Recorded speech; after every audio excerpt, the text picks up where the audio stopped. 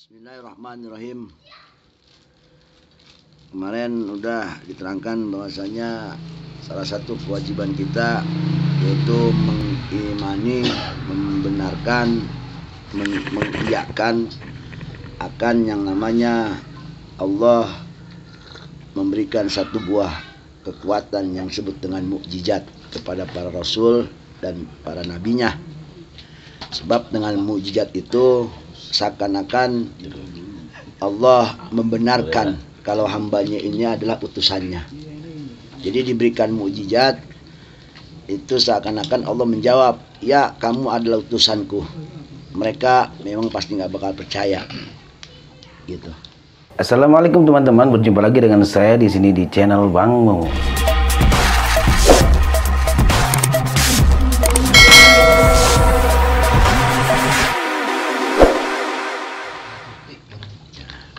Jadi mujizat itu untuk melawan daripada permintaan mereka, menantang bahasanya untuk pembuktian kalau kamu adalah seorang rasul, coba kamu begini, coba kamu begitu, coba kamu ngelakuin ini, coba kamu ngelakuin itu. Biasanya mereka itu menantang satu perkara yang di luar adat, di luar kebiasaan, sesuatu perkara yang besar, yang itu nggak bakal bisa dilakukan oleh manusia. Bahkan dari dulu sampai sekarang pun belum bisa ada yang melakukan. Nah, Nabi mudah ngelakuinnya. Kenapa? Sebab itu adalah langsung pemberian dari Allah. Pada hakikatnya bagi Allah tidak ada yang mustahil sedikit pun. Itu ya. Itu mujizat. Kemarin dah pangkat-pangkat daripada khariqul adat itu kan, kemarin dari mujizat paling tinggi itu dimiliki oleh para nabi, dan itu nggak bisa dimiliki oleh selain para nabi, para rasul nggak bisa.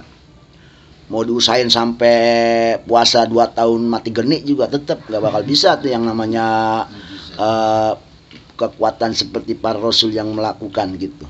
Seperti Nabi Nuh dimakan ikan nggak mati, Nabi Ibrahim bakar kagak mati. Kita pengen kayak Nabi Ibrahim ya silakan aja. Kalau mau tes mah kali juga kan gitu.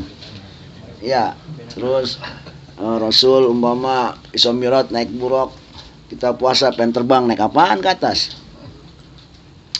Intinya sangat jauh dengan hal-hal yang mungkin sekarang kita suka dipermainkan dengan yang namanya tipu muslihat, seperti sulap, seperti apalagi sihir, iya, debus, apa orang makan beling, makanan, wah, pokoknya dibacok kegempan, jalan di atas golok kagak mempan. Memang itu khariqul adat juga, soalnya kan adat biasanya yang namanya kaki kalau nginjak golok yang benar-benar tajam pasti kebeler, kan begitu istilahnya. Benar nggak? Yang namanya beling kalau dimakan pasti pada berdarah ini mulut, lidah pada melecah, ya kan? Pada kebeler sama yang namanya beling. Memang itu khariqul adat, cuman perbedaannya kalau mujizat mah satu hal perkara itu nggak bakal bisa diusahakan oleh manusia yang bukan rasul, bukan nabi, nggak bakal bisa. Kalau yang namanya sulap mah bisa, debus, coba aja kita. Ya memang kita mah karena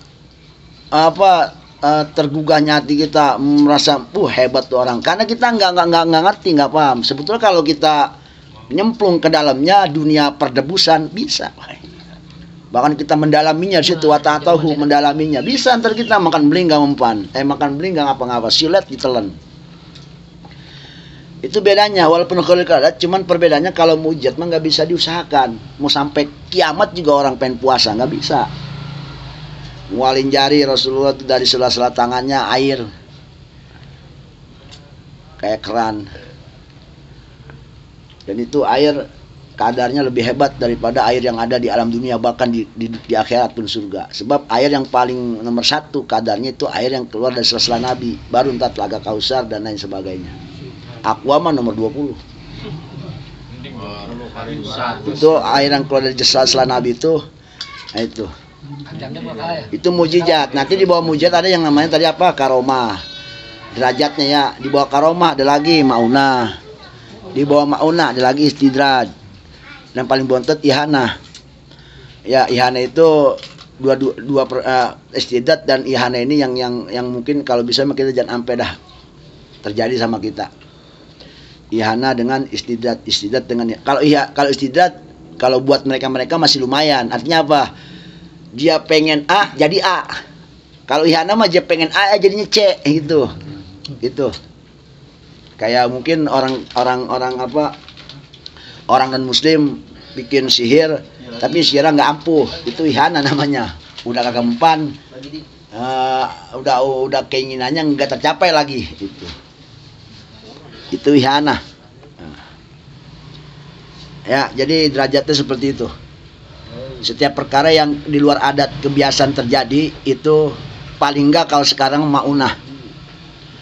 Ya, maunah, kadarnya paling bawah maunah. Kalau udah ke bawah maunah mah tuh udah dihinakan sama Allah. Artinya itu mah bukan pertolongan berupa anugerah, tapi itu mah pertolongan Allah tapi berupa penghinaan dari Allah. Soalnya begini, kan ada orang diberi, sebab yang namanya pemberian itu kan pemberian itu ada dua sifat, ya kan? Ada pemberian itu sifatnya memang memberikan satu anugerah, artinya pemberian yang memang berupa anugerah. Ada pemberian sebuah penghinaan, ada. Kita dikasih tapi dihina. Ngasihnya itu penghinaan. Ada yang begitu. Sama sifatnya mau memberi, cuman mungkin niatnya aja yang beda. Dia mengasih tapi tujuannya ngehina. Gitu. Tujuannya menghinakan. Itu istidraj dan ihanah. Gitu.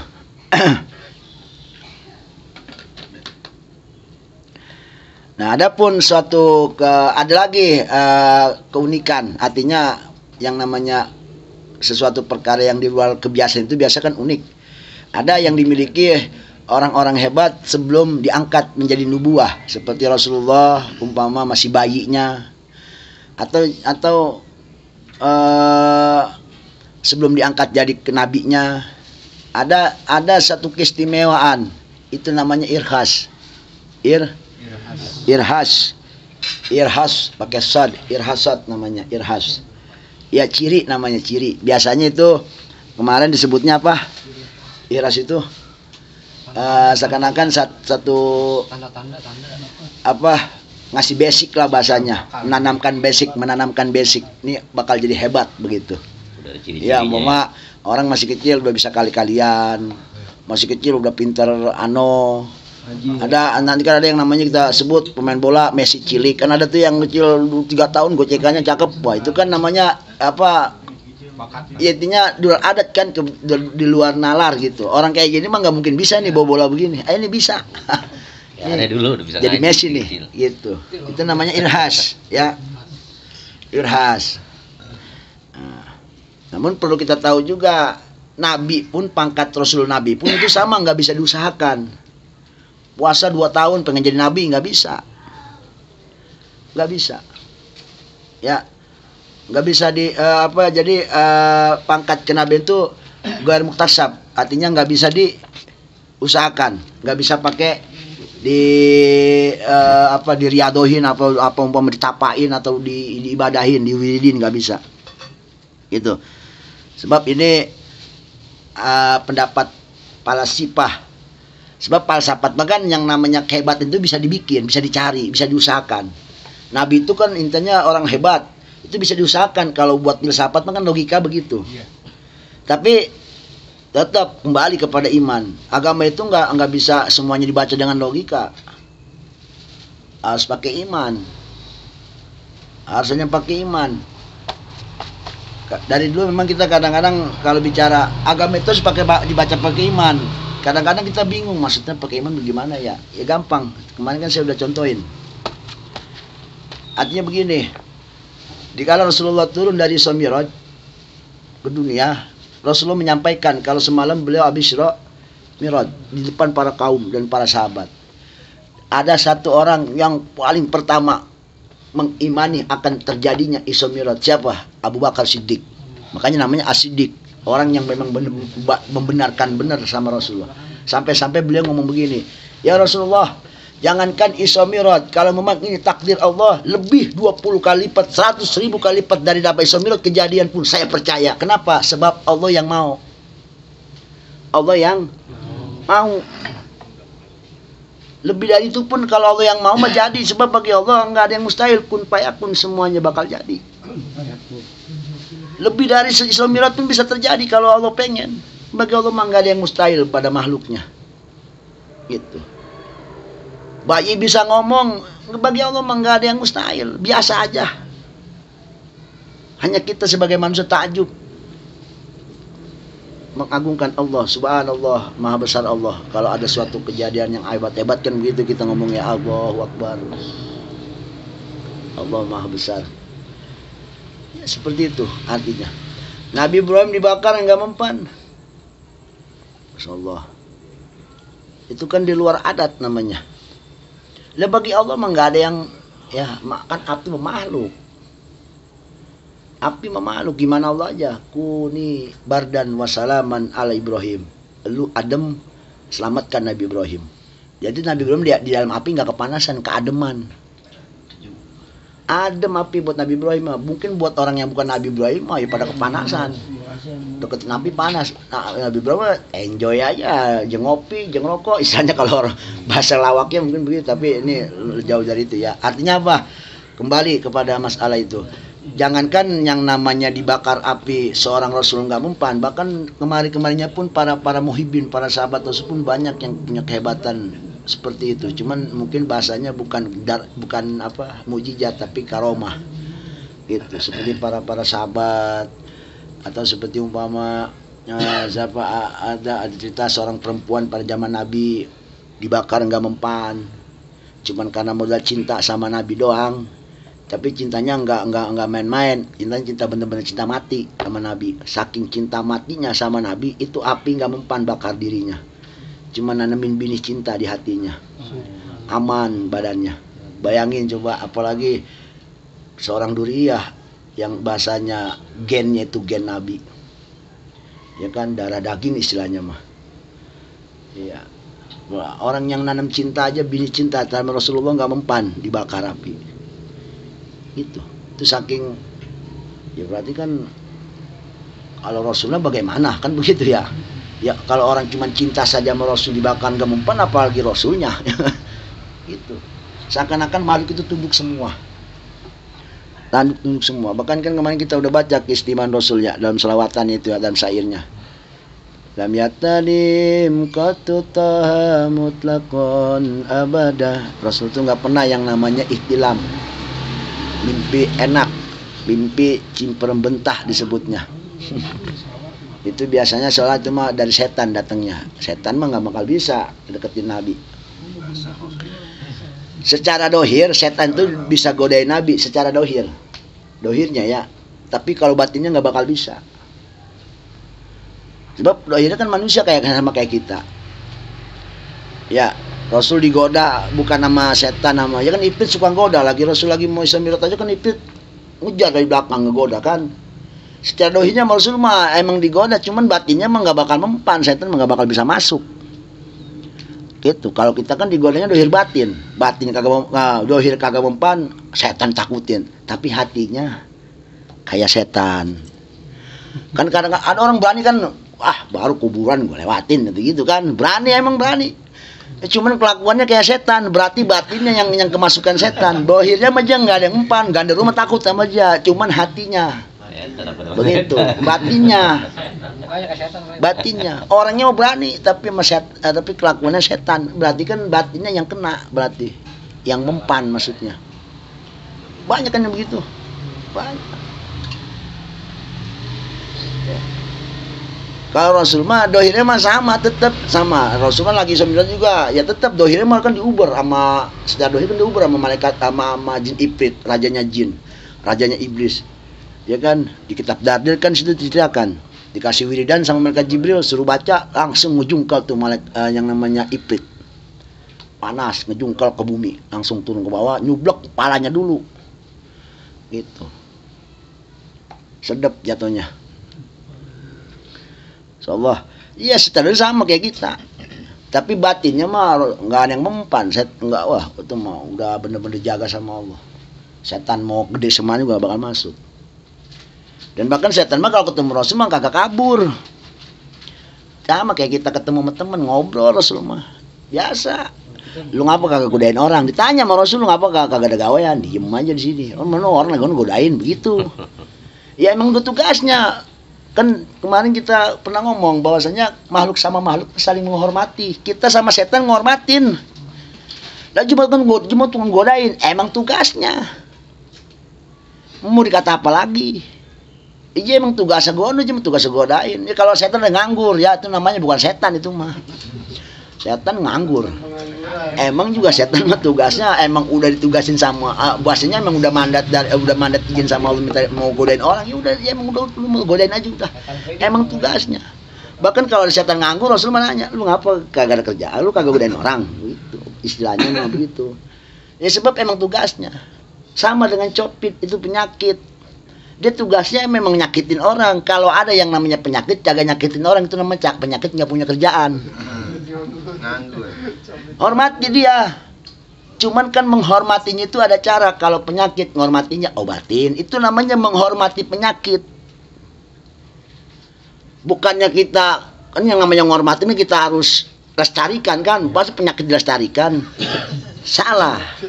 Artinya ada paknya, ada caranya, ada adabnya, ada tata kramanya. Tata krama kita mau penyakit bukannya ngelestarain tapi ngobatin. Ngobatin itu berarti menghormati penyakit. Jadi penyakit itu masuk ke tubuh kita supaya dia pengen dihormatin sama kita. Sebab kemarin kita kayaknya belagu banget, mandi hujan kuat banget kayaknya belagu penyakit kayaknya nantang banget gitu kan ya. Datang dah penyakit.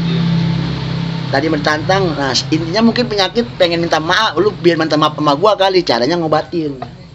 Intinya mah apa?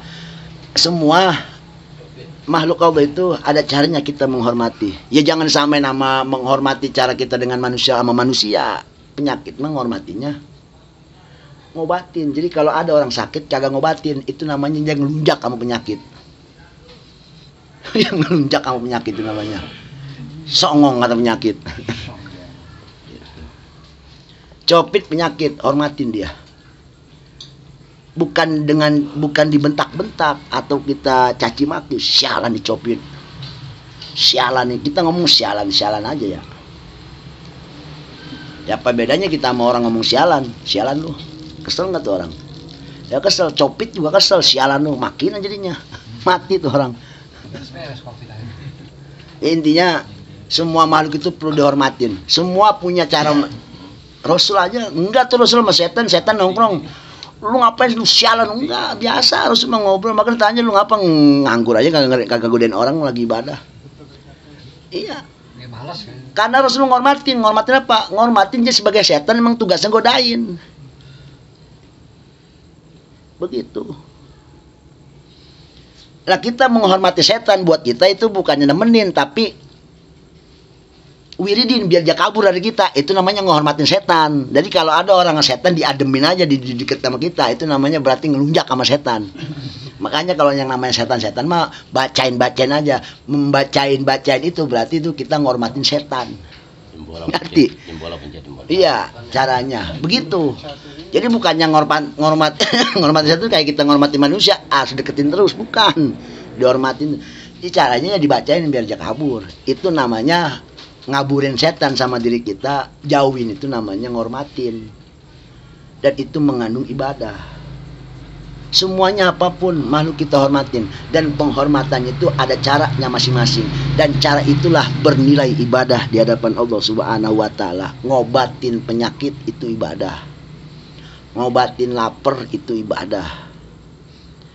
Ngobatin lapar ya makan, berarti makan itu ibadah. Kalau kita niat juga itu.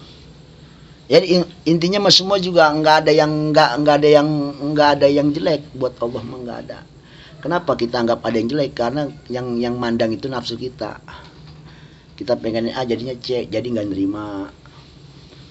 Kenapa? Sebab Allahul Jamal, Allah Maha Indah. Berarti semua yang ciptakan Allah itu indah. Hidup indah, mati indah bagi Allah mah. Kita makan gak nerima kadang-kadang. Itu maksudnya begitu. Jadi bagi Allah tuh dunia itu apapun yang terjadi, sebab Allah yang menciptain semua. Dan ciptaan Allah tuh nggak ada yang sia-sia. Nggak ada Allah nyiptain itu main-main gitu sia-sia, enggak. Semuanya manfaat dan berguna. Sekalipun itu hati nggak nerima tentang apa yang terjadi, itu keindahan dari Allah pada intinya. Makanya kalau orang ahli marifat mah, semua apapun yang kejadian indah aja udah. Sebab dia mah yang mandang bukan kejadian, yang mandang dipandangnya yang nyiptain kejadiannya. Allah yang dipandang. Jadi dia mah nggak mungkin tuh ngomong satu perkara jelek dianggap sialan jelek nih. Enggak. Sebab Allah yang nyiptain. Dia mandangnya ke Allah, bukan makhluknya itu, bukan. Yang dipandang Allahnya. Nggak mungkin dia ngejelekin Allah. Allahul Jamal, Allah Maha Indah. Segala pun yang Allah berikan kepada makhluk itu sebuah keindahan. Namun kita kadang-kadang mandangnya terbalik karena hati kita nggak nerima. Itulah nafsu. Nah, itulah apa? Nafsu angkara manusia itu di situ. Nafsu amarohnya itu. Pengennya enak aja. Apalagi orang Betawi kan, kerja ogah gajian mau kan begitu. Ya. Kerja ogah makan pengen yang enak, pengen makan banyak gitu. Nah, itu masalah daripada sifat-sifat wajib bagi Rasul dan selesai di sini. Ya. Jadi wahada yang telah disebutkan kemarin ma yajibu, yaitu sifat-sifat yang wajib bagi Rasul, wa ma yastahilu, dan apa-apa pun yang mustahil bagi Rasul. Ya. Jadi kita kembali lagi. Ini perlu diimani dengan benar-benar, harus benar kita percayai dengan keimanan kita. Bukan dengan logika. Bukan. Logikanya yang namanya manusia mah suka lupa. Rasul mah patonah terus. Cerdas aja Rasul mah. Sebab kalau nggak cerdas Rasul, mana mungkin tantangan-tantangan orang musyrik itu nggak dijawab terus. Mau tantangan sebesar apapun dijawab pada Rasul. Itu hebatnya para Rasul mah. Patonah. Patonahnya itu ya istimror, terus nggak pernah turun. Nah, itu pihak Rasulullah SAW. Jadi yang kemarin itu disebutkan sampai di sini selesai, berarti masalah sifat wajib bagi Rasul dan masalah sifat yang mustahil bagi Rasul. Ingat, perlu dibaca dengan keimanan. Kalau nggak bisa dengan logika, harus dengan iman. Mau bagaimanapun tauhid memang harus dengan iman orang Islam membacanya. Tadi cara bacanya gimana? Dengan iman itu. Jangankan itu yang terjadi, 1000 kali lipat kejadian lebih dari ini pun, kalau memang Allah yang mau, saya percaya. Sebab Allah yang mau, bukan kita yang mau. Bayi lahir langsung bisa ngomong, Allah yang mau jadi ngomong. Nah, bisa lahir bisa ngomong, bayi bisa ngomong. Ya. Binatang bisa ngobrol sama para Rasul, bisa ngobrol. Allah yang mau. Lalu keistimewaan juga yang dimiliki oleh Nabi kita juga itu di luar nalar, itu sebetulnya logika itu. Masa iya manusia laler aja kagak berani nemprok di badannya. Laler yang nggak punya akal. Makanya jemaah, kenapa laler nemprok di tai? Jawabannya kan simpel, kan cuma nggak punya polo, begitu doang kan jawabnya, nggak punya akal. Ini yang Rasul nyamuk, laler kagak pernah nemprok di kulitnya. Logikanya kan nggak masuk adat begitu ya. Karena Allah yang mau. Allah yang mau, jadi bisa. Kita deketin ayam, deketin burung. Ada burung di nemprok di dahan, kita deketin, kabur kagak? Kabur. Kalau Rasul mah yang deketin, enggak kabur, anteng aja tuh burung. Anteng, nggak ada tuh Rasul lewat pada kabur gitu, enggak. Anteng malah pada deket sama Rasul. Kan Allah yang mau. Allah yang mau. Lebih dari itu pun bisa. Itu baca dengan iman seperti itu. Tapi kalau dibaca pakai logika mah kita kalah mulu sama orang yang filsafat. Emang ada siksa kubur? Ada. Lalu tahu, emang lu pernah? Jawabnya apa coba ayo? Iya, jawabnya apa? Karena Allah yang mau, siksa kubur itu ada, Allah yang mau. Kita terima itu semua. Sekalipun kita nggak pernah nyaksikan, kita cuma baru dengar kabar-kabar doang. dan kabar itu langsung dari mulut-mulut orang-orang utusannya, dan kita wajib percaya itu semua karena Allah yang mau. Karena seakan-akan itu dalil itu Allah yang mau kayak begitu, ya udah terima. Walaupun kita enggak, kan logikanya mah orang biasanya tahu karena dia pernah ngerasain. Ya, karena dia pernah ngerasain. Sisa kubur katanya ada, emang pernah ngalamin? Kan begitu jawabnya. Ya gampang, simpel aja. Bang, teh kotok enak, enggak enak. Lu tahu, kan lu belum pernah makan teh kotok. Gitu aja. Tai ayam katanya enggak enak, emang pernah makan? Enggak, lu bilang enggak enak. Begitu. Ya logikanya kan yang tai mana ada enak sih. Begitu. Sama saya juga bang, iman saya membaca kubur itu ada siksanya. Memang Allah yang mau. Kalau Allah nggak mau, yang nggak ada tuh siksa. Kan Allah yang mau. Siksa itu ada, pertanyaan munkar nakir itu ada, Allah yang mau. Munkar nakir mah nggak bakal ngejedok itu di kuburan kalau bukan Allah yang mau mah nggak bakal ada juga. Jawabnya simpel, karena Allah yang tuh jawaban pakai iman tuh begitu. Jadi Allah aja, karena Allah yang mau jadi. Siksa kubur ada karena Allah yang mau, Allah yang ngadain. Begitu. Kan Abu Bakar jawabnya begitu, ya Rasulullah, jangankan Isra Mi'raj kejadian satu malam ini selesai, perjalanan sampai langit ke-7, lebih 1000 kali lipat kejadian Isra Mi'raj pun saya percaya kalau Allah yang mau. Kenapa? Sebab bagi Allah tidak ada yang mustahil, nggak ada yang sulit, semuanya kun payakun. Bagaikan kita balik ke telapak tangan, mudah sekali bagi Allah Subhanahu wa taala. Kita mah pakai mati-matian, kita mah pakai doa, pakai syariat segala, tujuannya supaya lo pengen tahu sampai di mana sih keinginan keras lo. Begitu. Rasulullah tuh kalau pengen perang, Rasul tuh nggak puyeng. Rasulullah ada 2 orang, lawannya 1000, Rasul puyeng gitu. Kagak, Rasul mah nggak puyeng, santai aja. Kali rasa risih gimana? Kagak, Rasul mah nggak gimana-gimana, senang aja. Sebetulnya kena kejadian ada yang perang itu kan pelajaran buat kita. Manusia itu hidup harus berjuang. Istilahnya begini, kalau kata Rasul mah, gua mah diam nggak kagak berjuang juga, gua mah kagak perang kagak ngapain, gua mah udah mulia. Surga kuncinya sama gua mah kagak perang. Lu ngapa gua suruh perang? Sebab Allah ngasih tahu kesamaannya bahwasanya perang itu mulia. Ayo, lu makan belum pada mulia, cari kemuliaan pakai perang dulu begitu. Kalau sekarang cari ilmu biar jadi mulia, cari udah ilmu, emang cari ilmu mulia. Rasul mah kagak ngapa-ngapain juga, memang udah mulia. Rasul molor aja gitu, mulia. Rasul mah kali hilang derajatnya, enggak. Mulia Rasul mah. Rasul perang itu 20 orang lawan 100 orang, Rasul risih gitu kagak. Rasul mah kalau dia pengen matiin tuh bisa, tinggal ngomong doang, malaikat matiin, mati, tenang aja. Udah lu mah jangan pada capek, bisa aja. Ngapa disuruh maju? Kenapa kita suruh maju? Kayak Rasulullah tuh ngorbanin sahabatnya, apalagi lagi perang apa? Lagi perang Badar, para hufat banyak yang meninggal kan? Kayak Rasul ngorbanin umat, bukan ngorbanin umat. Rasul tuh pengen mengangkat derajat umat di hadapan Allah. Lu mah belum mulia, cari kemuliaan. Kalau dulu kan bukan pakai jihad, ayo cari kemuliaan lewat jihad. Pegang senjata, maju, itu lu cari kemuliaan. Namanya nanti pas lu mati lu dapat kemuliaan. Bahkan di situ orang mati syahid julukannya.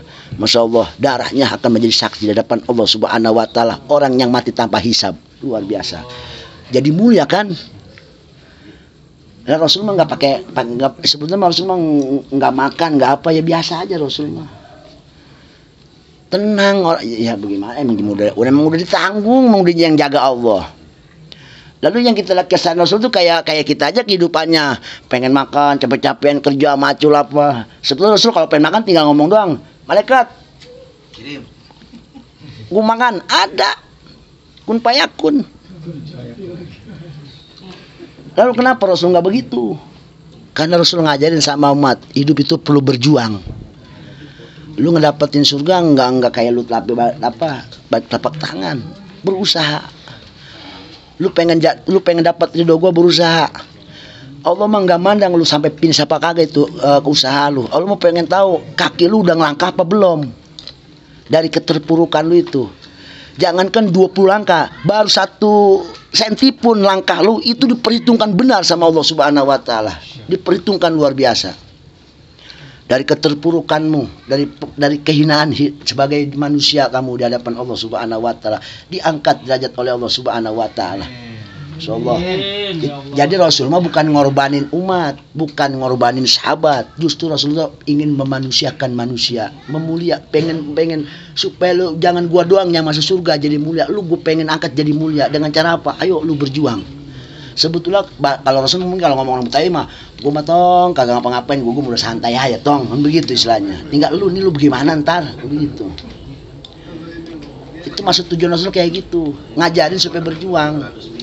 Rasul kan pernah nggak makan 3 hari perut diganjal pakai batu, risih gitu Rasul? Kagak, enggak. Tapi Rasul ngajarin, usaha nguli nyari duit buat makan, nyari karena nggak makan 3 hari biasa. Tapi Rasul mah nggak ngeluh.